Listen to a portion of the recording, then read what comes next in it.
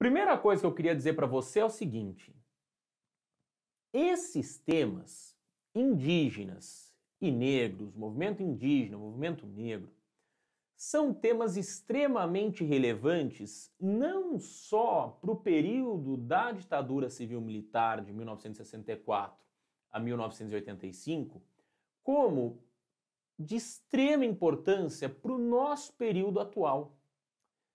São temas que a gente vai discutir na aula de hoje, né, e na próxima aula, que vão nos fazer entender melhor e talvez fazer com que a nossa sociedade seja um pouco melhor, pelo menos nesses dois temas.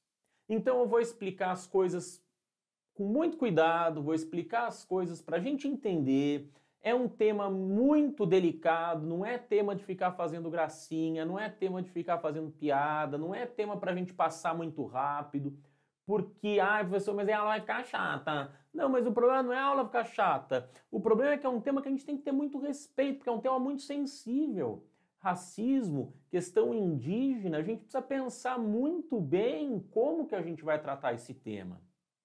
Tudo bem? Em outros temas mais leves, né? Aí a gente consegue fazer uma aula mais divertida, falar, não, aí eu vou conseguir brincar um pouco, mas esses temas aqui não é hora de brincar. Então eu vou fazer leitura com vocês, vou explicar alguns conceitos muito importantes, vamos discutir esses conceitos para daí, a partir da compreensão desses conceitos, a gente conseguir chegar a discutir o movimento negro e o movimento indígena. Tudo bem? Lá no Brasil de 1964, 85. Na verdade, não é nem tanto o movimento que a gente vai discutir, mas algumas políticas públicas, algumas questões que foram aparecendo para esses grupos que viviam no Brasil daquele momento e que vivem no Brasil deste momento, enquanto a gente está tendo aula aqui, em 2020, né? E que traz total, né, relação de uma coisa com a outra, você vai perceber. Tudo bem? Então eu vou tratar esse tema com o máximo de cuidado, com o máximo de respeito, porque realmente não é um tema muito simples, não é um tema que dá para a gente passar de qualquer jeito. Legal? Então se prepara aí, a gente tem muita coisa para anotar, você não vai precisar anotar todos os slides, tudo que está escrito, é uma aula de muito texto, mas é uma aula que eu vou ler com você os slides e vou explicar os conceitos e vou discutir os conceitos com você. Tudo bem? Então presta atenção na aula, vamos lá, vamos começar. A gente já está chegando com 4 minutos de aula aí e a gente mal começou. Tudo que eu fiz até agora foi te dizer que é realmente importante a gente discutir racismo, é realmente muito importante a gente discutir desigualdade social, sociedade de privilégio, é muito importante discutir movimento negro, movimento indígena. Tudo bem? Escreve aqui embaixo o que você acha. Você concorda com isso? Já comenta, já começa comentando a aula, já começa comentando. Curte, comenta, compartilha. Belezinha? Então vamos lá. Bom, para discutir a questão do racismo, a gente vai precisar discutir a questão da alteridade. E quando eu falo a questão da alteridade, eu estou me referindo a um tema que nem todo mundo tem clareza que é, mas é um conceito, um dos conceitos mais básicos que a gente tem na aula de história, né? Anacronismo, alteridade são temas extremamente básicos, extremamente relevantes. Bom, a fixação da alteridade, ou seja, do olhar para o outro. Isso que é alteridade, escreve aí. Se você não sabia, se você não lembrava, escreve aí. A alteridade diz respeito ao olhar para o outro. De que maneira que você olha para o outro? De que maneira que você percebe o outro? E aí, quando eu falo o outro, eu não estou falando só da sua irmã, do seu irmão, do seu pai, de sua mãe, de sua avó, do seu amigo de escola. Lembra dele? Lembra quando a gente ia para a escola? Né? Eu não estou falando dessas pessoas que estão tão perto da gente. Eu estou falando, às vezes, da pessoa que está um pouco mais distante. Eu estou falando, às vezes, da pessoa que você não conhece e que você imagina.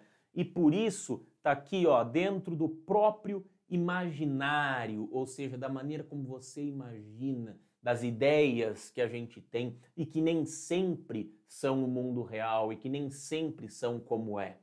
Tudo bem? Nem sempre são como é imaginado. É isso que eu quero dizer.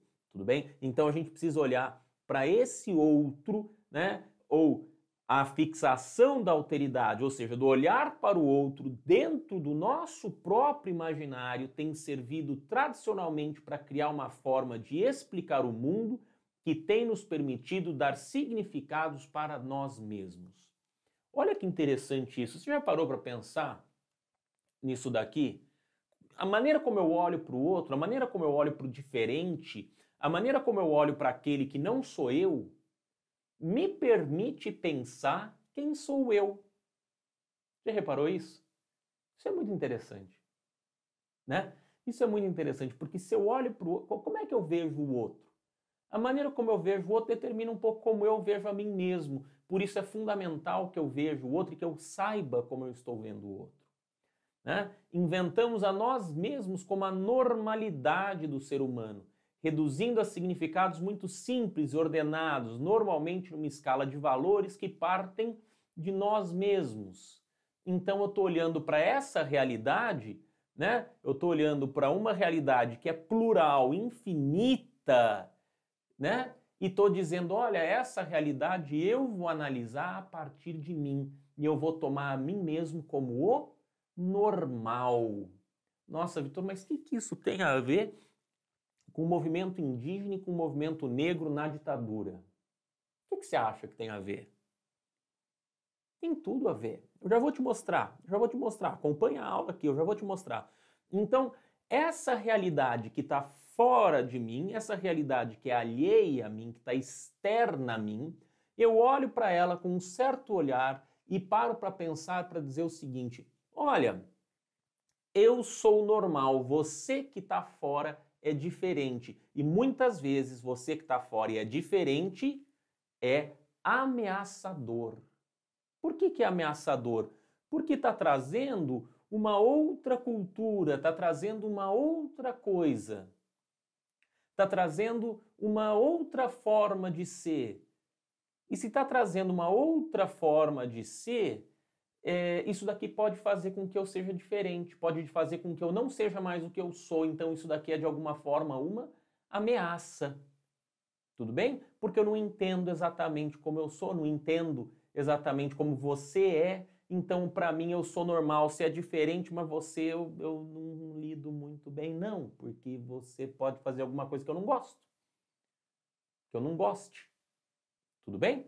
Então, essa forma de compreender o mundo tão simplificadora e conflituosa é uma das bases que o ser humano, como raça, não consegue superar.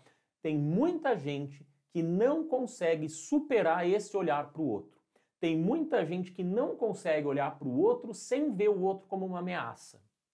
Ou sem se considerar normal e o outro diferente, o esquisitão, o bizarro, o feio, o tal. Na nossa maneira de falar, isso aparece o tempo todo.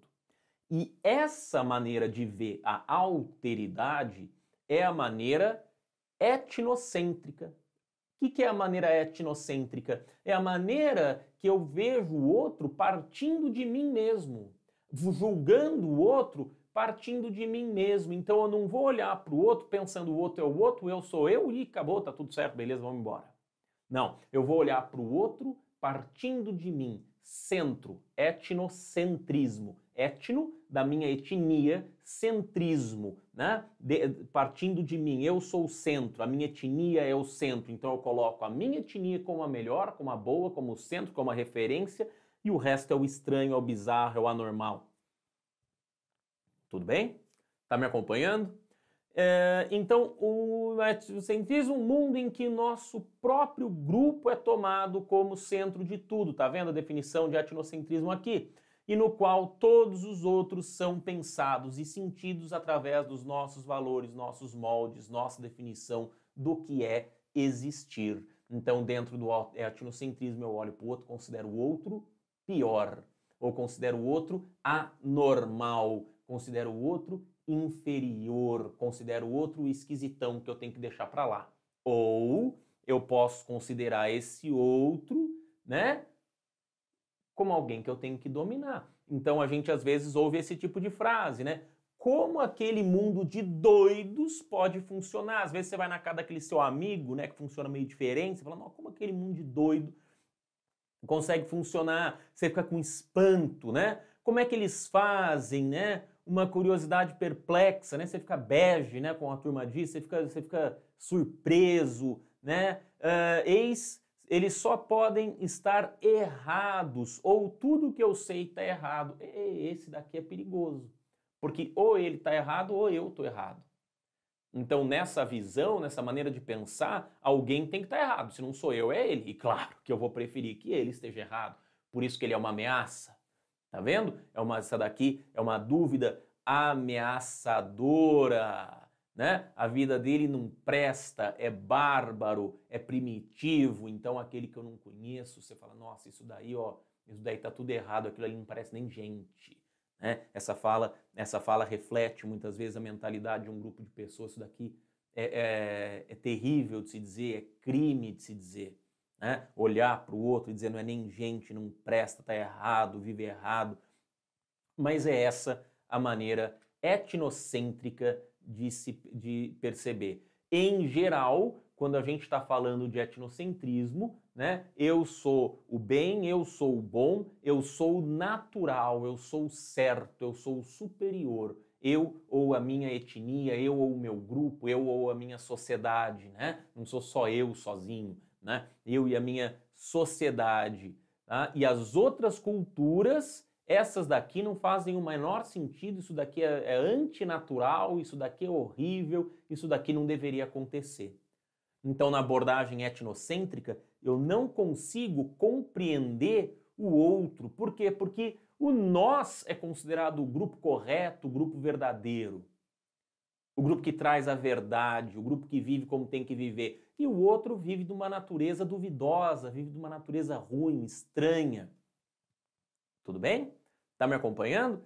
Então, imaginar a alteridade que nos rodeia como uma oposição ou um estranho ao nós, nos leva a desenhar características que podem acabar facilitando a criação das lógicas que legitimam a dominação sobre o outro.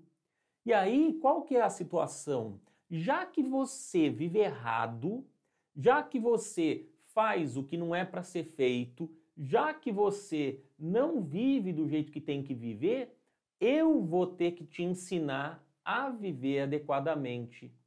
Olha só que coisa mais horrorosa, né? Eu vou ter que te ensinar a viver adequadamente.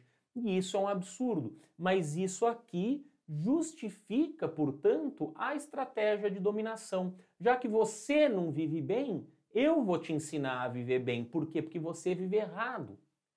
Então imagina, você está sentado na tua casa, está jantando, está comendo, está rezando, está orando, ou está fazendo uma homenagem a alguma entidade, algum Deus, eu não sei qual é a religião que você pratica, mas de repente chega alguém na tua casa e diz, você está errado. Isso aí não está certo. O certo é o meu. Como é que você se sentiria? Hã? Como é que é isso? Ou seja, eu posso entender que o meu está certo e o seu está errado, e eu não sei qual que é o seu. Mas imagina eu chegando na sua casa, eu não sei qual que é o seu, e digo, você está errado, você vive errado. Esse jeito aí que você vive não é o jeito correto.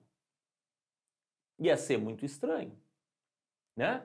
Então, isso daqui, essa maneira de ver, vai fazer com que o homem, né, europeu do século XIX vá praticar o chamado imperialismo, que você já estudou.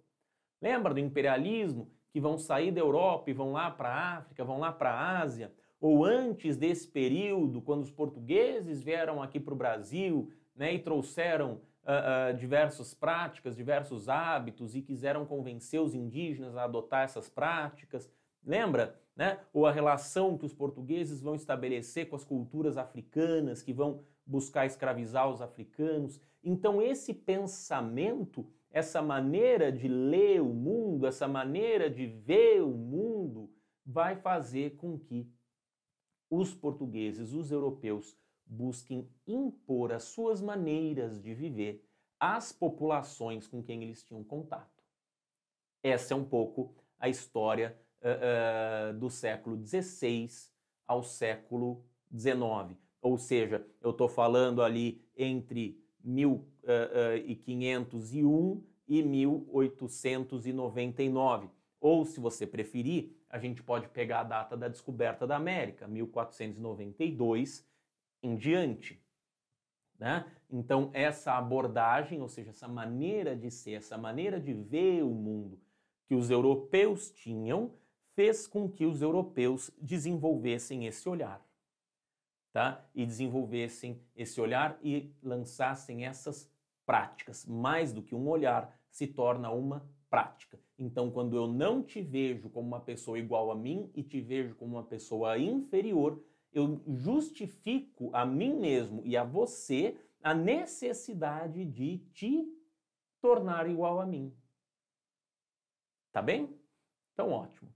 Bom, aí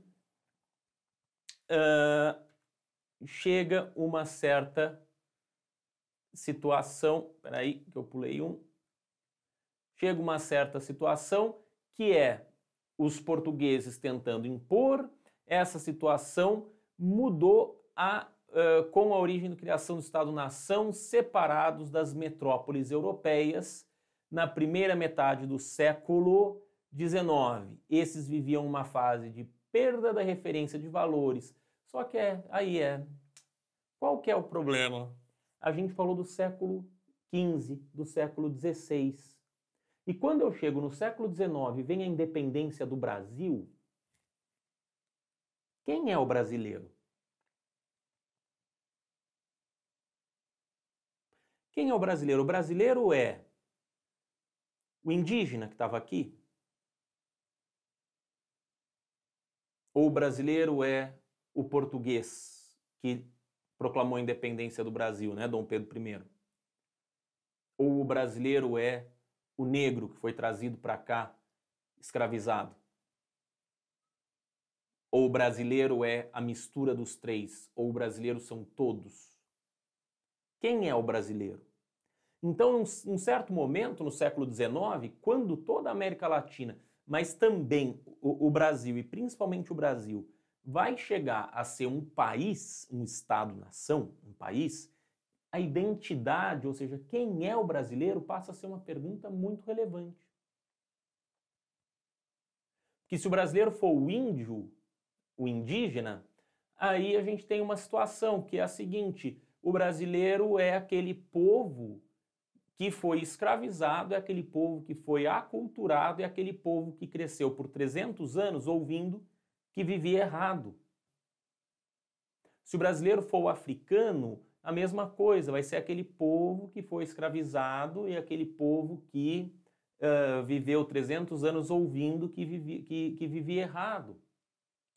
E é óbvio que o indígena e que o negro não viviam errado, mas o português dizia isso naquele momento. Então essa relação que a gente vai ter é uma relação muito complicada e muitas vezes conflituosa. Tudo bem? Muitas vezes conflituosa. E até hoje é difícil a gente pensar o que é tipicamente brasileiro. Se eu estou falando aqui para o estado de São Paulo, a situação é uma. Se eu estou falando lá para o Amazonas, é outra. Se eu estou falando para o Rio Grande do Sul, é outra. Somos todos brasileiros? Sem dúvida, mas cada um com seus traços bastante particulares, não é verdade? Cada um com seu jeito bastante particular. Então, somos todos brasileiros? Sim, somos todos, mas quem somos nós? Essa é a pergunta que a gente precisa começar a fazer a partir do século XIX. Então, agora que a gente entendeu isso, a gente pode falar um pouco mais claramente do que vai acontecer com os indígenas durante a ditadura civil-militar que dominou o Brasil. Quer dizer, é importante que a gente discuta essa questão, né? Porque a questão indígena é um exemplo do etnocentrismo. Então, por que eu quis começar a aula descrevendo o que é etnocentrismo, entendendo o que é etnocentrismo? Porque agora a gente vai conseguir ver como é que isso se dá na prática, quando eu olho para o movimento indígena, especialmente, mas também quando eu olho para a questão dos negros no Brasil durante a ditadura civil-militar. Tudo bem? Então, a gente pode agora fazer esse comentário. Etnocentrismo e a questão indígena, né? Nosso terceiro tópico. O indígena, como o Brasil, é imaginado muitas vezes como uma criatura vazia, com um potencial infinito, gentil e afável, mas que tem de ser domesticado, pois tem a semente no seu interior de grande limitação, de falta de civilização e desenvolvimento, que também falta no país. Veja que o olhar é extremamente preconceituoso, esse que está escrito aqui em cima. Muitas vezes o Brasil e o indígena são vistos assim. Muitas vezes a gente vê filmes que falam do Brasil e o brasileiro é um ser que não é desenvolvido, que não é inteligente, que não sabe falar, que não tem cultura, que não tem nada. E o mesmo olhar muitas vezes é atribuído ao indígena. O mesmo olhar. Então, da mesma maneira como não falam do Brasil como o Brasil deveria ser visto, também não falam do indígena. É interessante porque o indígena muitas vezes é visto como alguém que não tem cultura ou que tem uma cultura muito particular, muito limitada, ou que tem uma cultura muito ingênua, então é ingênuo, ou está inserido na natureza. Nós vamos discutir essas questões mais para frente, você vai ver. A ditadura de 64 é uma boa oportunidade pela vizinhança com os tempos atuais e por ser uma época de grandes mudanças e enfrentamentos. Muito do que a gente vive hoje, por exemplo, a FUNAI, né, é uma invenção da ditadura. Né? É um órgão criado pela ditadura, nós já vamos ver qual que é esse órgão. Né? Também a ditadura civil-militar vai fazer com que vai lançar esse olhar etnocêntrico sobre o indígena, né, com essa missão civilizadora. Civilizadora. Então nós vamos olhar para o indígena enquanto país e vamos dizer, a gente não vai reconhecer terras indígenas, a gente vai reconhecer até talvez terras indígenas, mas a gente vai reconhecer as terras indígenas para incorporar o indígena. Vamos reconhecer as terras indígenas para incorporar o indígena no nosso território, na nossa civilização. Então seria um processo de assimilação por parte do indígena da cultura, né, que é a cultura que veio da Europa, que a gente costuma dizer a cultura europeia, a cultura branca, né, ainda sabendo que muitos negros, né, toda a população brasileira negra, mestiça, né, que mora dentro das cidades, que dialoga com as cidades, ainda que more no campo, são portadores dessa cultura. Então tem esse olhar durante a ditadura civil-militar de nós vamos levar a civilização para o indígena, nós vamos incorporar o indígena no território brasileiro, nós vamos incorporar o indígena na nossa cultura. Tá? Então esse daqui é o olhar. Agora, por quê? Porque num primeiro momento os habitantes foram classificados pelos exploradores dentro das estreitas margens de conhecimento que existiam. Então, num começo, o território que foi descoberto tinha um povo ali que era um povo ao mesmo tempo ingênuo, ao mesmo tempo paradisíaco, ao mesmo tempo do céu, mas também era visto como um povo absolutamente ameaçador. E o que eu quero dizer com um povo absolutamente ameaçador? Nós vamos construir diversas fantasias e vamos atribuir diversos significados para este povo indígena que morava aqui nas Américas, né, especialmente na América do Sul. Tá? Então, a gente vai perceber que o indígena é muito bonzinho às vezes é muito mal, né? Assim como o próprio território onde o português está vindo morar, o próprio território onde o espanhol está vindo morar, o próprio território que está sendo explorado. Então esse território ele é muito bom, mas ele também é muito ruim. Ele é muito bom porque ele pode trazer a riqueza, mas ele é muito ruim porque ele tem muito pecado. O indígena também pode ser visto como muito bom, muito ingênuo, muito puro, mas ao mesmo tempo ele é muito do mal, porque ele pode ser canibal. Né? Então, repara essa relação que a gente tem entre os dois mundos, o mundo do bem e o mundo do mal, esses dois mundos que estão convivendo na mesma pessoa, que é a figura do indígena. E aí, essa pobreza demográfica, né? Essa pobreza de território que a gente tem no Brasil, de população que a gente tem no Brasil, vai fazer com que os europeus façam cidades no litoral só. Então o sujeito vem da Europa e fica muito mais no litoral, não avança no território, né? A gente não vai muito para dentro do território. E por que eu estou dizendo isso? Porque se estabelece uma fronteira. Então eu tenho um litoral povoado, eu tenho o interior do território menos povoado pelos portugueses, menos povoado pela civilização europeia e mais povoado pela civilização indígena. E esses mundos, eles não vão ter tanto contato. Então essa relação de etnocentrismo, esse olhar para o outro tão diferente, vai ser um olhar que vai permanecer por muito tempo. Tudo bem? Nós não vamos fazer um contato muito sério, um contato muito forte. A gente vai fazer com que portugueses vivam numa região e indígenas vivam numa outra região e esse mundo dificilmente se cruza. Tá bom? Tá me acompanhando? Tá escrevendo a dúvida aqui? Tá escrevendo a dúvida aqui? Então vamos lá.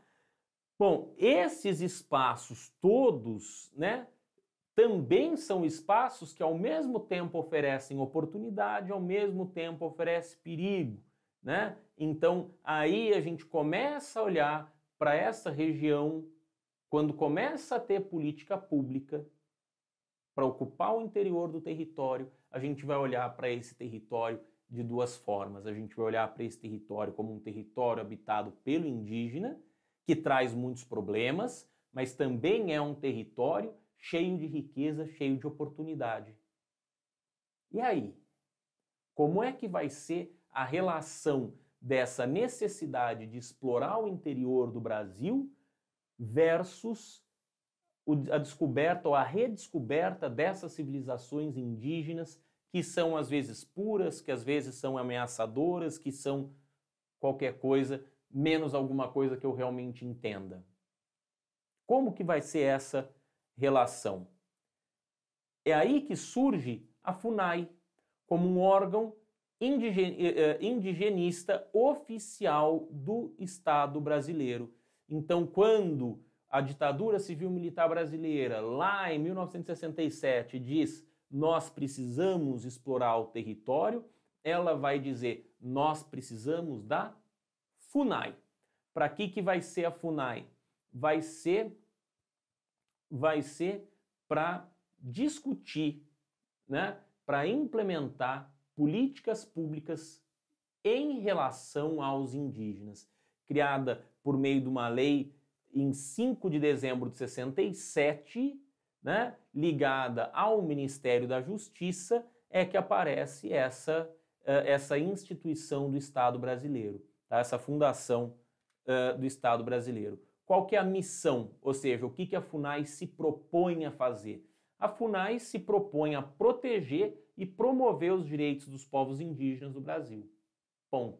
Então, o papel da FUNAI seria, enquanto está havendo a expansão, né, enquanto está havendo a interiorização do Estado brasileiro a partir de Brasília, né, que já veio de 1961, a FUNAI deveria cuidar dessa relação com o indígena. Como que será a relação com o indígena brasileiro? Para além disso, então, quais são as atribuições? Promover os estudos Identificação e delimitação, demarcação, regulamentação fundiária, ou seja, da terra. Registro das terras tradicionalmente ocupadas pelos indígenas. Então, primeira atribuição, onde estão os indígenas? Quantos são os indígenas? Vamos demarcar onde existem indígenas no território brasileiro, porque até então não se sabia. Né? Ah, tá lá na Amazônia, tá lá, né, aonde tá lá no sertão, tá lá, onde que estão esses povos? Não se conhecia, não se sabia. Né? Então a gente precisa demarcar, a gente precisa demarcar as terras onde eles já moram, né, e ver quem são. Né? Monitorar e fiscalizar as terras indígenas, coordenar e implementar políticas de proteção aos povos isolados, recém-contatados. Isso daqui é uma coisa interessante. Nós vamos chegar em 1967, como nós vamos chegar até hoje, com povos que o governo federal brasileiro, né, não tem contato. A população brasileira não indígena não tem contato. E isso é muito interessante, porque faz 500 anos que nós temos europeus aqui, né, descendentes de europeus, estados não indígenas, né, que ainda não encontraram essas pessoas. Então, é muito interessante observar o grau de isolamento de diversas dessas sociedades.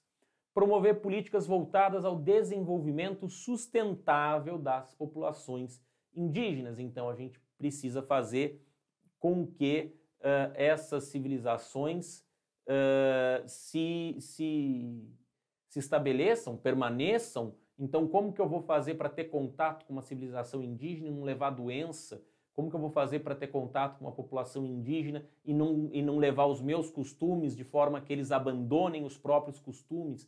Essa é uma outra questão complicada, né? É uma outra discussão que precisa ter. Promover ações de etnodesenvolvimento, conservação e recuperação do meio ambiente nas terras indígenas. Atuar no controle e mitigação de possíveis impactos ambientais decorrentes de interferências externas às terras indígenas.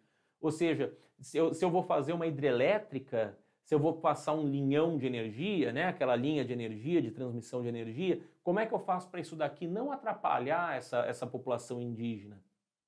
Uma vez que eu vou necessariamente passar ali perto, né, matar animais, poluir a água do rio, porque às vezes eu poluo o rio um pouquinho mais lá para cima e é justamente o rio onde o índio pesca ou bebe água ou faz o que tiver que fazer com aquela água. Então, não posso tomar medidas sem lembrar que o território indígena está integrado ao território que não é indígena.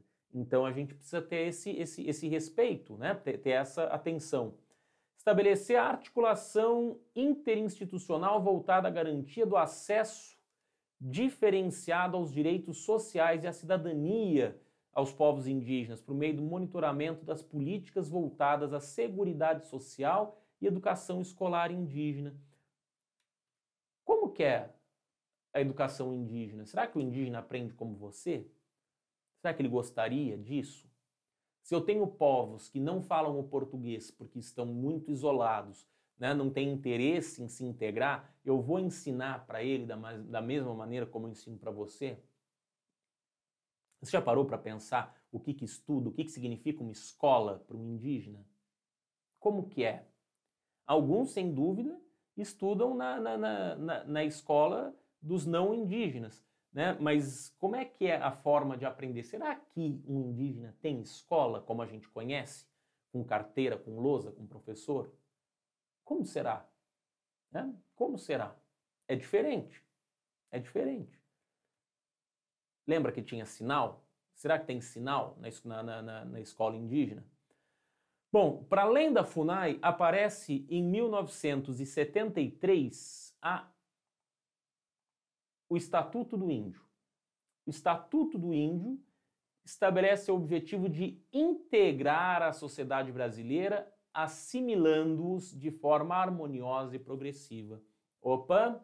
Observa que em 67 surgiu a FUNAI, que falava muito mais de preservar. A partir de 73, 6 anos depois, com as terras demarcadas que a gente conheceu, entendeu, parará, vem o Estatuto do Índio, que se diz: vamos integrar e assimilar de forma harmoniosa e progressiva. Se eu vou assimilar de forma harmoniosa e progressiva, é a mesma coisa? Talvez não, né? Eu vou respeitar, catalogar e garantir a existência, ou eu vou assimilar de forma progressiva? Observa que eu tenho um conflito. Um conflito entre o quê? Uma visão que diz vamos preservar e uma outra visão que diz vamos assimilar. Então, muita atenção, porque a gente está dizendo coisas muito importantes aqui, muito diferentes. Assimilar e integrar ou preservar, demarcar, reconhecer, dar um tratamento diferenciado. A diversidade étnica é reconhecida, bem como a necessidade de respeitá-la. É revogada a disposição do Código Civil que considerava o índio o indivíduo incapaz que precisava de proteção do Estado até se integrar ao modo de vida do restante da sociedade. Aqui temos uma coisa interessante. Por que o índio era considerado incapaz?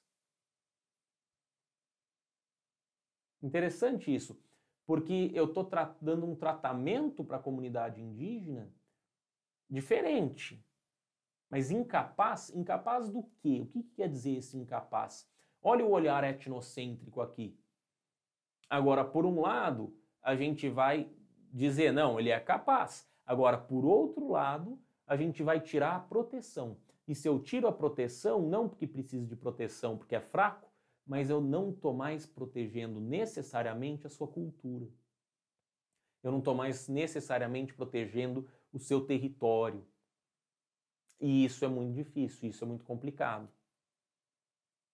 Né? Porque vamos ter a possibilidade agora de desrespeito das terras indígenas. E o que é uma terra indígena? Terra indígena não é apenas o espaço ocupado pelo índio, mas todo o espaço necessário para a sobrevivência da sua cultura.